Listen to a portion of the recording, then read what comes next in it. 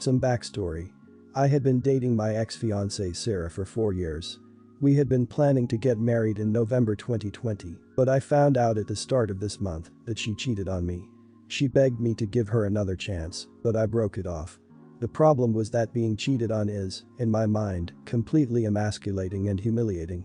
So I never told anyone that was the reason we broke up. For obvious reasons, Sarah also didn't tell people we broke up because she cheated. So people have blamed me for the breakup, including my mom. They just see that I dumped her out of the blue. I've gone very strict no contact with Sarah after I discovered she was cheating on me. Sarah has been talking with my mom and has convinced her that if we could talk one more time, we would be able to reconcile. My mom has been applying hardcore pressure on me to talk with Sarah, but I've explained that there's no chance we will ever get back together. So tonight I go over to my mom's place because she's hosting family for Christmas Eve. I'm there for a bit talking with my aunts and uncles and cousins when the doorbell rings and I can see it's Sarah.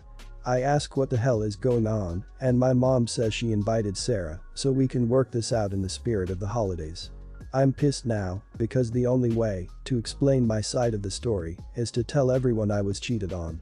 Complete humiliation in front of my whole family. So as my mom goes to the front door, I go into the bathroom. My mom starts knocking on the door saying that I need to come out and talk to my ex like an adult. I say screw it, kick out the window screen and get in my car and go home. My mom called a short while ago saying she's cutting ties with me over my behavior. She's really fixated on me jumping out of a window and that Sarah will always be like a child to her. My sister called me after to ream me out for ruining Christmas. I broke down and told her that Sarah cheated on me, which is why I dumped her and didn't want to see her under any circumstances. She called me a big idiot who was lying to cover for myself. Am I really in the wrong?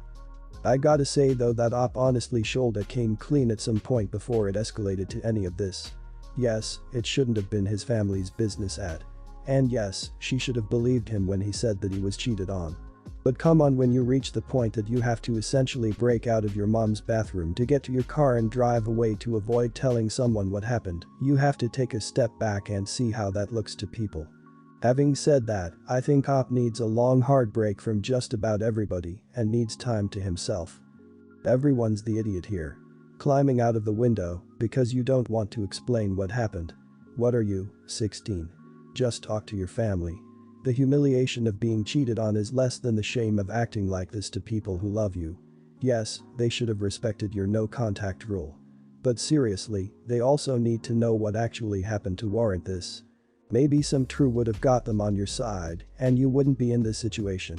A problem that could be solved by a decent conversation. Not the idiot. Your mother cornering you at the holidays of all times is so unbelievably rude. She could have attempted this at a coffee shop or somewhere else. Regardless, I feel like if I were on your shoes, I would have done the same thing too. Because really, the alternative probably would have been a giant blow up in front of the family. And jumping out a window sounds much more fun. As for your mother cutting ties with you, that definitely makes her the idiot. You'd think she'd support her kid, but apparently not. This is a weird situation, but I was married to my husband for 6 years before I met mother-in-law. Mother-in-law is from a culture where respecting your elders is everything and the daughter-in-law has to pretty much grovel to make her mother-in-law happy. My husband knew upfront that I wasn't going to play into that. Him and his mom already had a bad relationship and he told her that I was not going to partaking, so she went fully no contact. He still sees his dad and sister about once a year, but mother-in-law and his older brother don't see him and never met me. Mother-in-law has 3 children, brother-in-law is married to a woman from their culture who is scared crapless of mother-in-law, and mother-in-law has some fun with that and takes out her anger towards her own mother-in-law on poor sister-in-law. Sister-in-law is her golden child, but does find this a little ridiculous and stay in contact with my husband. Anyway, we visited father-in-law over the summer. He doesn't mention anything to mother-in-law because she says my husband is dead to her and he respects that. My husband gets migraines and wasn't feeling well, so laid down at the hotel and father-in-law took me and sister-in-law to lunch. Halfway through some woman came over and it took me a minute to realize it was mother-in-law. She looked super young, like way too young to be my husband's mom, so I genuinely didn't put it together at first. Also, all I knew of this woman was that she was so old school she would cut her son off over respect, so I didn't expect her to be wearing shorts and a tank top. By the time I realized who she was, her and her friend had already invited themselves to join us. Father-in-law said that I was sister-in-law's friend and gave me a death stare, so I just went along with it. She was very nice, though lunch was hella awkward. When we got back to the hotel, I told my husband and he got mad. He said I should have told her who I was and that I let her win. I guess sister-in-law told her when they got home, and mother-in-law lost it and was screaming and throwing crap around. Sister-in-law also thinks I should have told her, but so she would have had the option to leave. Not the idiot.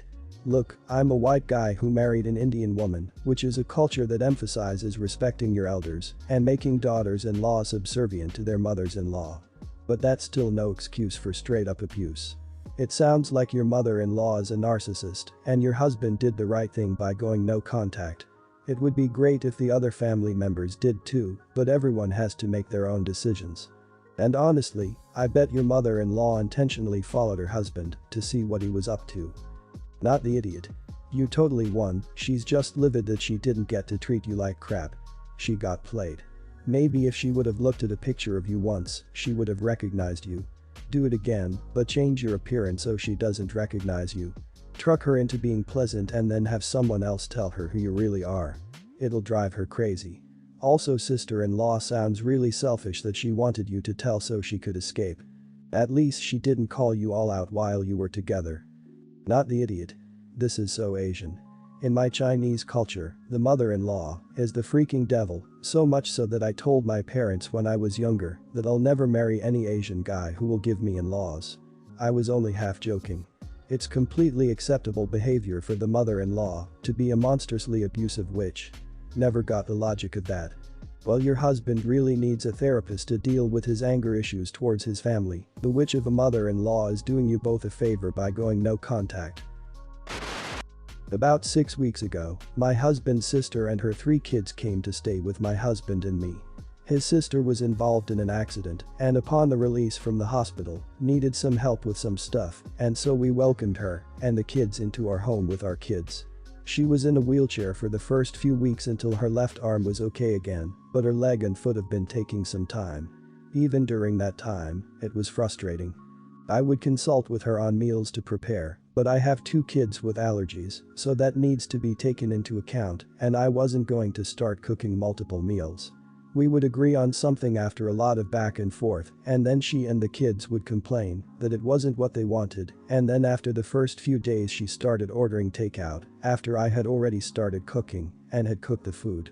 Instead of just saying she didn't want what I was doing. And so then we had food going to waste. My husband confronted her on it and she said she wouldn't do it again and apologized. Then last week it all came to a head. I had decided to cook her youngest's favorite meal for their birthday, which she knew about and had said thank you for, and then sprung takeout on us and said that she hadn't wanted her kid to have a screwy dinner for their birthday. Cue me saying that was enough and she could worry about feeding her kids while I would worry about mine. Done. No big issue. I refuse to be disrespected like that though. Then yesterday she ran out of money and she asked if I would cook for them all again, and I told her no. I told her she disrespected me enough and wasted enough of my time and our money and she could figure something out since I would hate for her to eat crap. She raged at me. Told me I was taking our issues out on the kids and how she's meant to be resting more than she was, so how dare I put her health at risk over petty fighting. We're family, blah blah. I told her she should have thought of all this before deciding she could keep ordering stuff behind my back and then insulting my cooking, and she never had this issue before they moved in. She ended up calling her parents and they transferred money to her, but apparently they think I should have been a more gracious host too, and my husband's sister is basically saying I acted like an idiot. I am still so shocked at the nerve, but questioning if she's right. Am I the idiot? Not the idiot. Nope. And yeah, I'd be shocked at that kind of behavior, too. Wouldn't happen in my house. I'd have stopped cooking the first time she wasted food. Somewhere along the line, she developed an opinion of herself that's not backed up by the facts. The arguments she used are the kind of things you expect out of alcoholics and addicts when you confront them on their behavior, so something about this situation has warped her perspective. Maybe a bit of post-traumatic disorder after the accident. Not the idiot. A host can only be as gracious as their guest, and she has been blatantly disrespectful on more than one occasion. Plus, she agreed to stop ordering takeout behind your back and then started doing it again. This is wholeheartedly unacceptable. Plus, if she is out of the wheelchair, then it is safe for her to go home and have her kids help her around the house. Just feeding 2 people can be expensive, let alone the small platoon you have in your home now. Not the idiot at all. Her kids don't like your food. I don't think there is anything wrong with her ordering food for them, but she should communicate. It sounds like instead of being forthright, she didn't want to say that they don't like your cooking until she did, rudely. Honestly, this whole thing is being handled in a very petty and immature manner. Communication is definitely an issue. Everyone's the idiot here, somewhat, although sometimes people just don't get along, and maybe there is just a personal clash here. Some info. So my parents for years had the same cleaning lady. I was somewhat friendly with her daughter who's the same age. But it didn't become a thing until we were 20. I was back home from college for winter break. We got to spend time together, and then I went back to school. Well, that time we spent together resulted in me getting her pregnant, only I didn't know. She didn't want to tell anyone who it was because she was scared for her mom's job and me possibly rejecting our baby. After I finished college I tried to reach out to her again, and that's when I found out. My son was 3 that time. We did a paternity test to find out I was the father. My parents showed their true colors after I told them.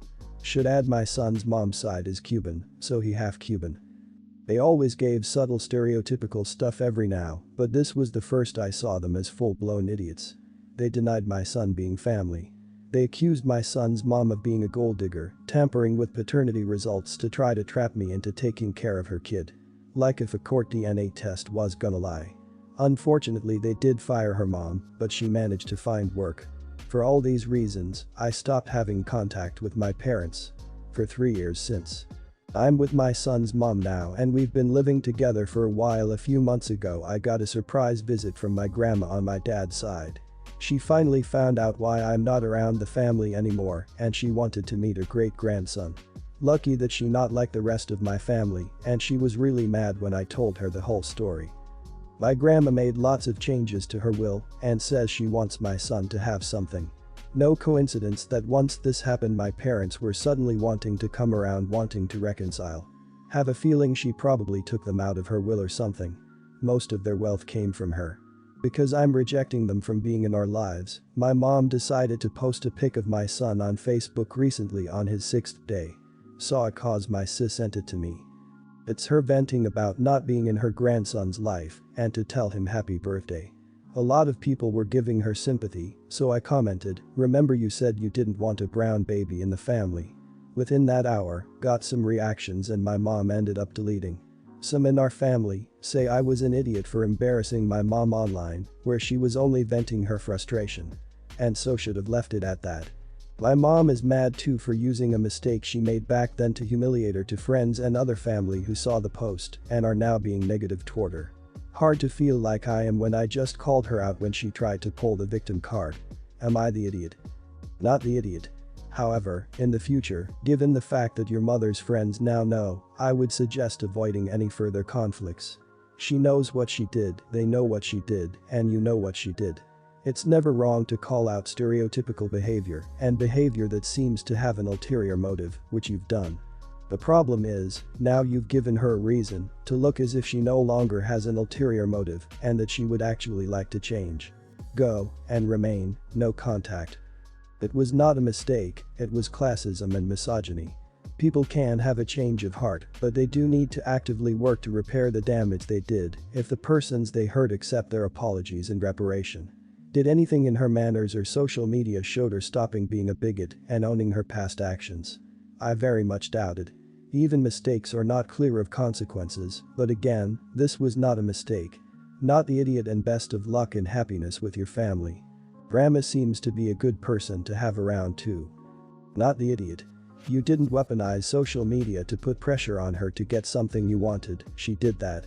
It was a tactic to guilt you into letting her into your life again by bringing social pressure to bear on you, painting herself as the broken-hearted grandma whose mean old son won't let her see the precious grandbaby, after privately using stereotypical language to disown that truly precious child.